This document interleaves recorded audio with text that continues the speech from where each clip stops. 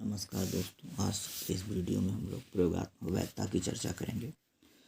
प्रयोगात्मक वैधता क्या होता है? इसको एक्सपेरिमेंट वैलिडिटी कहते हैं। प्रयोगात्मक शोध का आधार प्रयोग होता है। प्रयोग में दो तरह की वैधता का होना निश्चित रूप से आवश्यक होता है। एक तो आंतरिक वैधता होती है, दूसरी बाह्य वैधता होती है। इन्हीं दोनों वैधताओं की हम लोग चर्चा करेंगे। आंतरिक वैधता क्या होती है? Internal validity. आंतरिक वैधता से तात्पर्य प्रयोगात्मक परिस्थिति में प्रयोगकर्ता द्वारा बहिरंग चरों यानी बाह्य चरों को नियंत्रित करने की सीमा से होता है।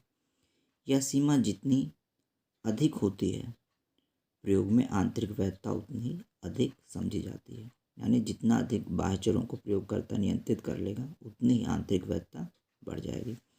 इस तरह के नियंत्रण के फलस्वरूप प्रयोगकर्ता का यह निश्चित रूप से कहा पाता है कि प्रयोगात्मक परिस्थिति में इंडिपेंडेंट वेरिएबल में किए गए जोड़ तोड़ का प्रभाव स्पष्ट रूप से डिपेंडेंट वेरिएबल पर पड़ रहा है।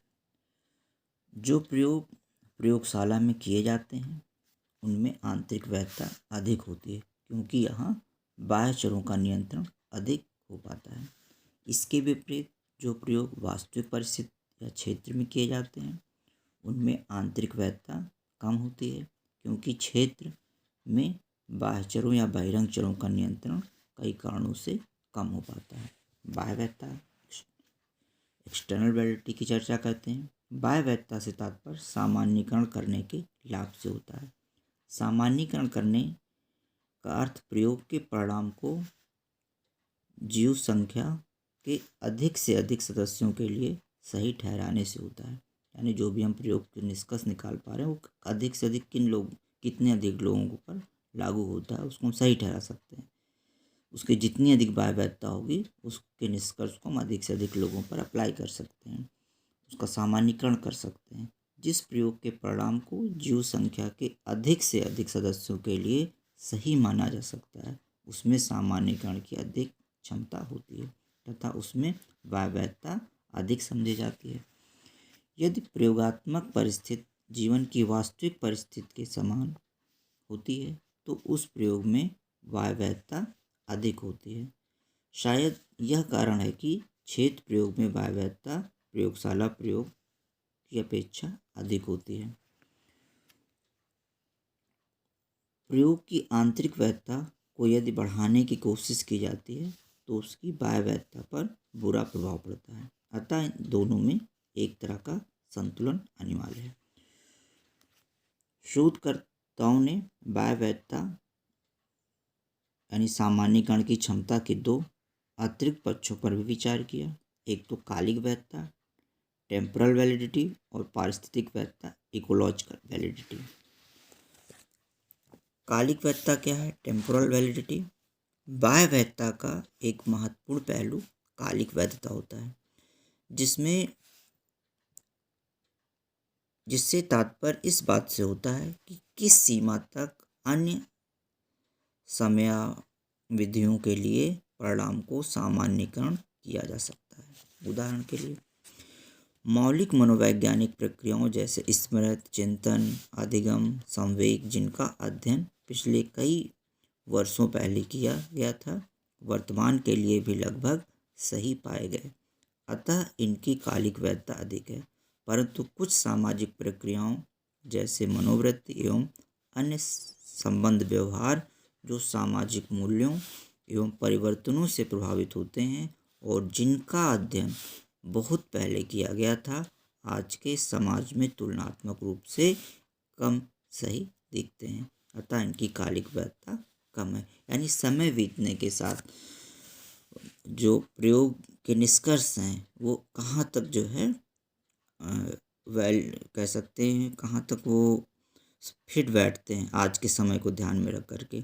अगर वो मूल्यों में विश्वास है, उन निष्कर्षों में आज भी विश्वास है जो जिनका निष्कर्ष जो है प्रयोग के समय हुआ था, उस समय हुआ था, तो हम मानेंगे कालिक वैधता उसकी अधिक है। पारिस्थितिक वैधता क्या होती है?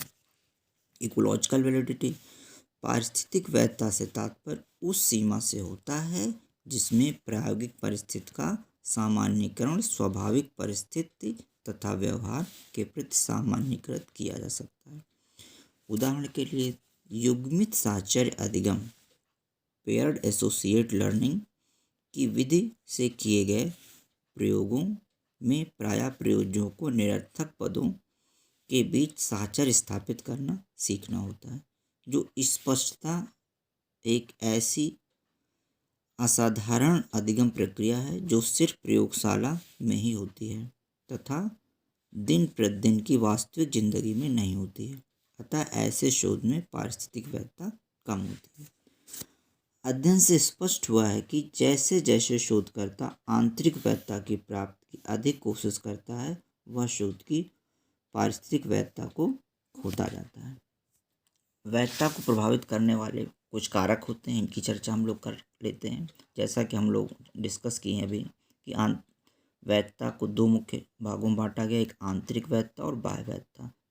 दो मुख्य प्रकार की जो ये वैधताएं हैं वे किसी भी जो है शोध निष्कर्ष को प्रभावित करती हैं। मुख्य रूप से प्रयोगात्मक शोध जो होते हैं, आंतरिक वैधता को जैसे परिपक्वता, समकालीन इतिहास, दूषित उपकरण, तात्कालिक बाह्य परिवर्तन, मापन, चयन पूर्वाग्रह। अगर हमने जो है पूर्वाग्रह के आधार पर अपने जो है चयन कर लिया जिन पर प्रयोजों का, तो भी जो है आंतरिक वैधता प्रभावित हो सकती है। प्रयोगात्मक नश्वरता और सांख्यिकी प्रतिगमन। बाह्य वैधता को कौन कौन से कारक प्रभावित करते हैं? प्रयोग की कृत्रिम परिस्थिति, प्रयोजों के बारे में पूर्व ज्ञान, चयन पूर्वाग्रह, पूर्व विवेचन का पूर्व अविशिष्ट प्रभाव और हाथपूर्ण प्रभाव। इन प्रमुख बिंदुओं की चर्चा हम लोग आगे करते हैं। प्रयोगात्मक नश्वरता क्या होता है? प्रयोगात्मक नश्वरता का तात्पर्य प्रयोग की अवधि में ही किसी कारणवश प्रयोजों की अनुपलब्धता से होती है। इस तरह की नश्वरता खासकर उन प्रयोगों में अधिक देखने को मिलती है जो काफ़ी लंबी अवधि जैसे 3 साल 4 साल तक कुछ समय अंतराल के बाद चलते रहते हैं। यानी जिन प्रयोजों पर हम प्रयोग किया हम लोगों ने, पता चला 4 साल बाद या 2 साल बाद 3 साल बाद हो सकता है कि वो वही प्रयोज्य किसी कारणवश हो सकता ना उपलब्ध हो, तो इस बात को हम लोग प्रयोगात्मक नश्वरता कहते हैं। प्रयोगात्मक नश्वरता से भी वैधता प्रभावित होती है। सांख्यिकी प्रतिगमन की क्या होता है? सांख्यिकी प्रतिगमन की घटना वैसे प्रयोगों में देखने को मिलती है जिसमें प्राक मापन प्री टेस्ट तथा उत्तर मापन पोस्ट टेस्ट करना आवश्यक हो जाता है। अक्सर देखा जाता है कि वैसे प्रयोग जो प्राक मापन यानी प्री टेस्ट पर उच्च प्राप्तांक प्राप्त करते हैं और उत्तर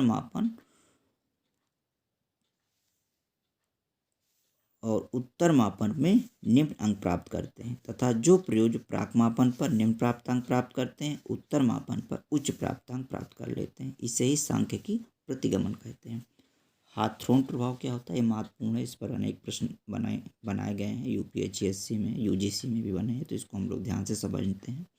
हाथ्रोन प्रभाव क्या होता है? इस प्रभाव को सबसे पहले मेयो, रोथलिसबर्गर तथा डिक्सन ने शिकागो में वेस्ट इलेक्ट्रिकल कंपनी के हाथ्रोन संयंत्र में किए गए प्रयोग के आधार पर बतलाया। इन प्रयोगों का उद्देश्य यह देखना था कि रोशनी के स्तर में वृद्धि तथा कमी का प्रभाव कर्मचारियों के उत्पादन पर क्या पड़ता है। प्रयोगकर्ताओं ने पाया कि जैसे जैसे रोशनी की तीव्रता बढ़ती गई, उत्पादन का स्तर भी बढ़ता गया। उसके बाद रोशनी की तीव्रता में धीरे धीरे कमी की गई तो देखा गया कि उत्पादन का स्तर घटने के बजाय बढ़ता गया। प्रयोगकर्ताओं के अनुसार ऐसा इसलिए हुआ क्योंकि कर्मचारियों में सहभागिता पार्टिसिपेशन की भावना अधिक थी, जो उनमें प्रेरणा के रूप में कार्य कर रही थी। इसे ही हाथ्रोन प्रभाव कहा गया। हाथ्रोन प्रभाव का तात्पर्य प्रयोजों के निष्पादन परफॉर्मेंस में सहभागिता की तीव्र भावना से उत्पन्न वृद्धि से होता है। जब किसी प्रयोग में प्रयोजों द्वारा हाथ्रोन प्रभाव दिखलाया जाता है तो इसका परिणाम उन प्रयोजों से भिन्न हो जाता है जिनमें इस ढंग का प्रभाव प्रयोजों द्वारा नहीं दिखलाया जाता है। ऐसी परिस्थिति में ही प्रयोगों के परिणाम की वैधता में अपने आप काफ़ी कम हो जाती है। धन्यवाद।